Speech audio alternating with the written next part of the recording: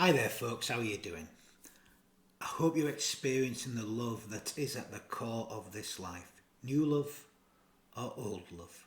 I hope you know it. It's all the same anyway. New or old. It's all the same. I am the Reverend Danny Crosby, a Unitarian minister serving congregations in Altrincham and in Urmston in the northwest of England. And I'm offering you this devotion as a balm for the heart, for the mind, for the spirit, and for the soul. And it's titled, The Gift of Small Things, a Living Gratitude List. So I invite us just to still ourselves together in silence. Let's invite a loving presence to be with us and to awaken from deep within us all. I'll begin with this quotation from Albert Schweitzer. At times our own light goes out and is rekindled by a spark from another person. Each of us has cause to think with deep gratitude of those who have lighted the flame within us. Wonderful. So let's remember those souls that have lit the light within us all. And let's become beacons to those that we meet. Let's embody the light. Let's bring it to life. Let's be inspired to walk in the light of love. Let's live by it. Now, the other day, I was chatting with a man. We often greet one another as we pass one another in the street, and that day we did our usual of saying hello. I asked him how he was, and he replied, "I'm doing okay." He politely returned the question, and I answered, "All is well." He took a couple more steps, and then he stopped, and he said, "Well, actually, things haven't been okay." Now, he knows who I am. And he continued and said, "My wife has been quite ill with COVID and is back in the hospital again, suffering from long COVID, as we called it. It's very worrying," he said, "very worrying." You could see he looked so very lost. Then he reached into his pocket and produced a scratty, crumpled up piece of paper with a list of words on it. I couldn't quite make out what it said. He showed it to me saying, this is a list of all the different doctors, consultants and other practitioners that have been to see her to try to help. Not students or ones just to look at her, but people who are there trying to help her get well. Blew me away, this piece of paper and the words he shared. I thanked him for showing me this simple gratitude list, really. I wished him and his family well and told him I would be thinking of them and holding them in my heart and holding them in my prayers. As he walked away, I wondered how many people he was sharing this list with. I wondered how many he had helped by sharing the list with them. I thought to myself, I'm sure it's helping to sustain him in this difficult time. You know what, it certainly helped me that day as I was actually just coming back from a very upsetting and rather distressing situation myself that I was in that day. Not my life, somebody else's, somebody struggling. The conversation I had with the man in the street was a beautiful gift, and I felt graced by what he had so freely given me, passing on a gift that had been so freely given to him and his wife, really. I wonder how many of these gifts, these graces, bless our lives every day. I wonder how often we think about them, and I wonder how often we actually share them with others. Yes, we say thank you, but how often do we act with gratitude for these wonderful, wonderful gifts that we have been so freely given? What Kent Nerburn calls the small graces, those gifts of the ordinary, what I share as my little things each morning. It is important to acknowledge the gifts that come freely in life. There are so many, and we don't always notice them. I know how much it helps me when I do. That said, it's not enough on its own. I know lots of people who, as a practice, write gratitude lists. I know it helps them to think about the blessings in their lives. It has for me, it does for me. But I don't think it's enough. Just to acknowledge, just to say thank you, I don't think it's enough. For the thank you to become a true gratitude, actually, what is required is for us to do something with these gifts, these graces. We need to make acts of gratitude, like the man with his list, really.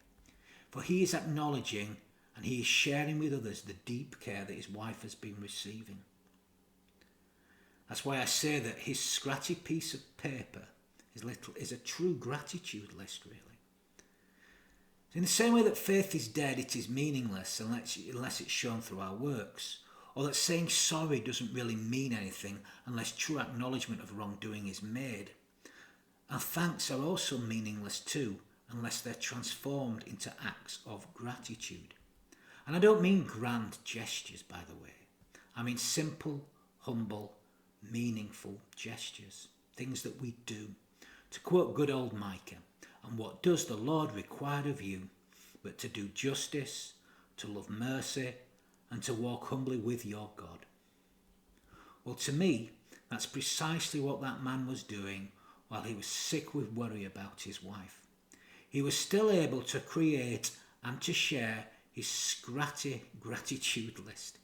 He was still able to create a humble act of gratitude. I'm sure that piece of paper is a lot scrattier today than it was, due to the fact that he's removed it from his pocket and shared it with someone else. And also, it kind of answered a little riddle for me that I've wondered since it disappeared. I now know what happened to my scratty little magpie that blessed my life for so long. I suspect it's transformed into his little list, perhaps. It looks as worn out, but just as full of love. So thank you. Like all spiritual muscles, gratitude needs to be exercised for it to grow and to become more useful. I have noticed it developing in me ever since that doorstep gift was left by a friend, and ever since I've been sharing about the little things, or what Kent Nerburn has called the small graces. And the magic of exercising gratitude is that it enables us to look outward. It is an unselfie approach, as it helps us focus our lens outward rather than just inward at ourselves.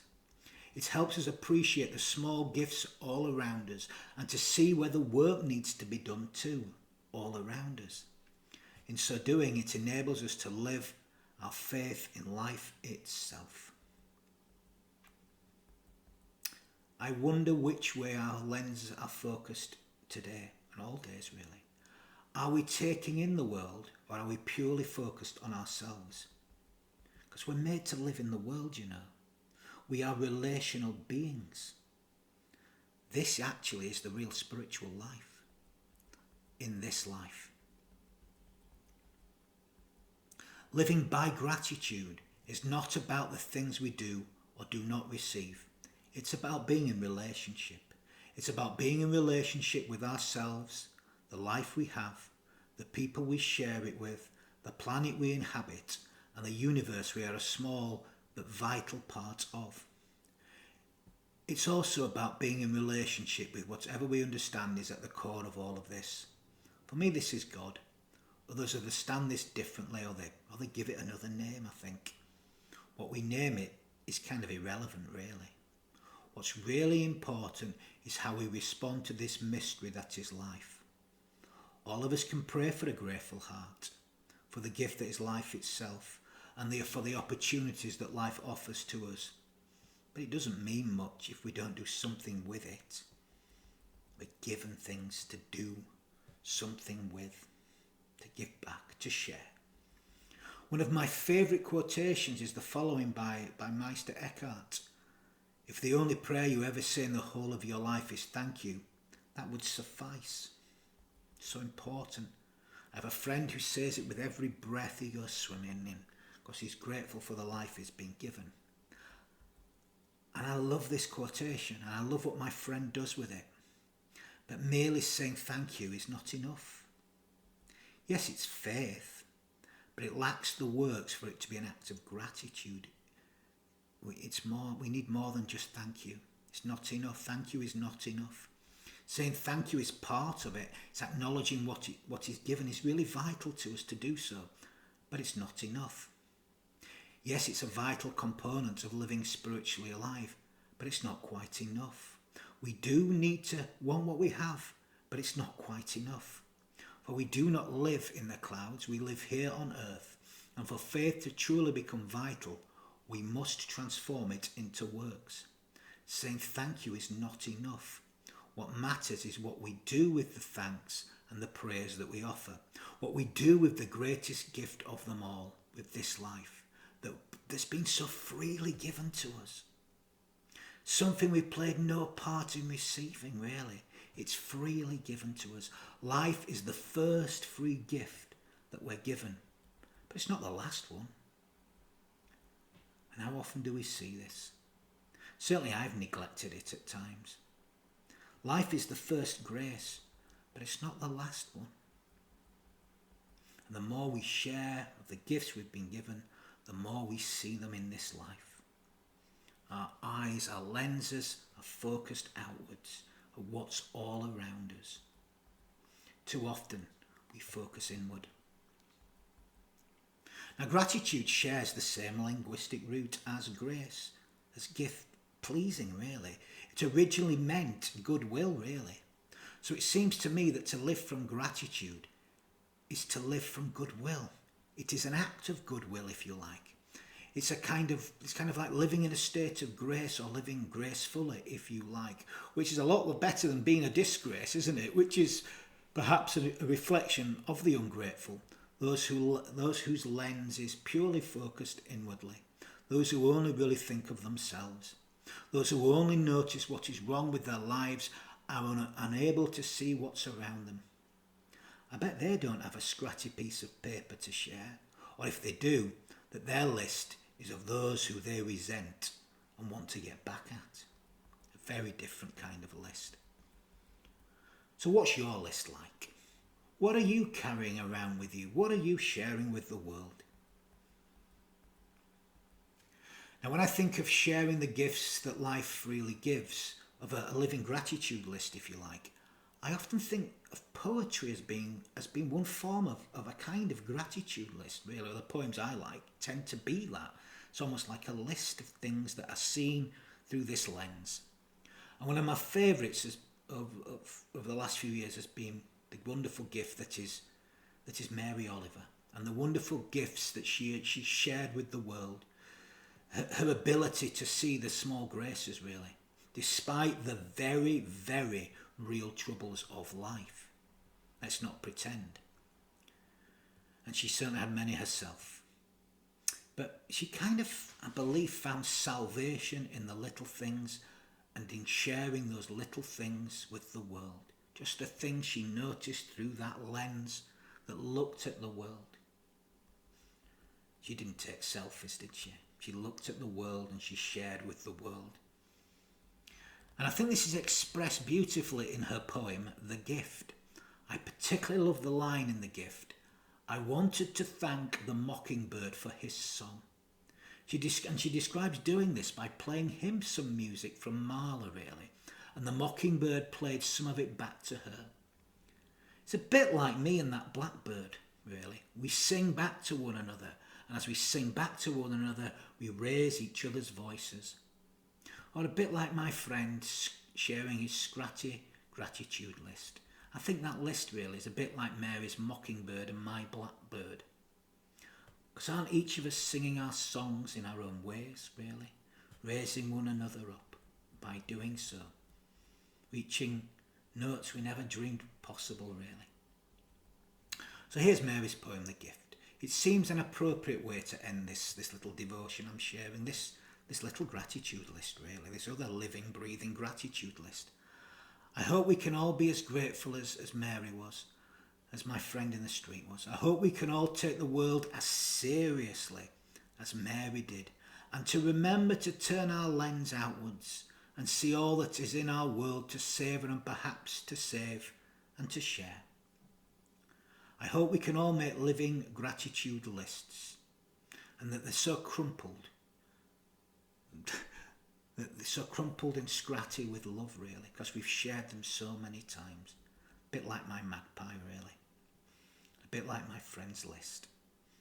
So I offer thanks and praise for the crumpled lists everywhere, worn out by sharing them, worn out by love. So here's a gift by Mary Oliver. I wanted to thank the mockingbird for the vigour of his song. Every day he sang from the rim of the field while I picked blueberries or just idled in the sun. Every day he came fluttering by to show me, and why not, the white blossoms in his wings.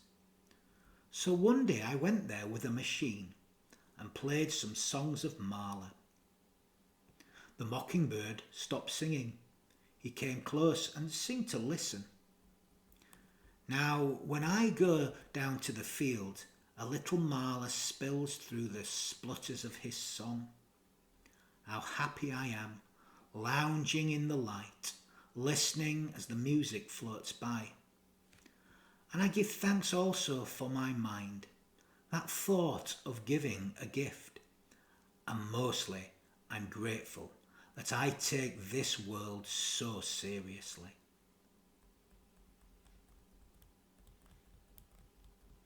Thank you. So I'm going to end this devotion with some words, some final words of blessing. You know, we can all bless. Every one of us can bless, and we bless when we give our hearts wholly to one another, and we give our hearts to life itself.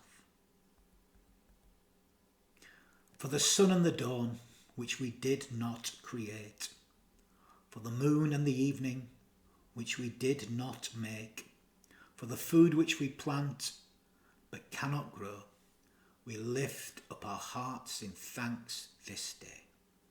And thanks to Richard M. Fuchs for those beautiful words. And may we all know God's blessings. And may we witness them as we live each day.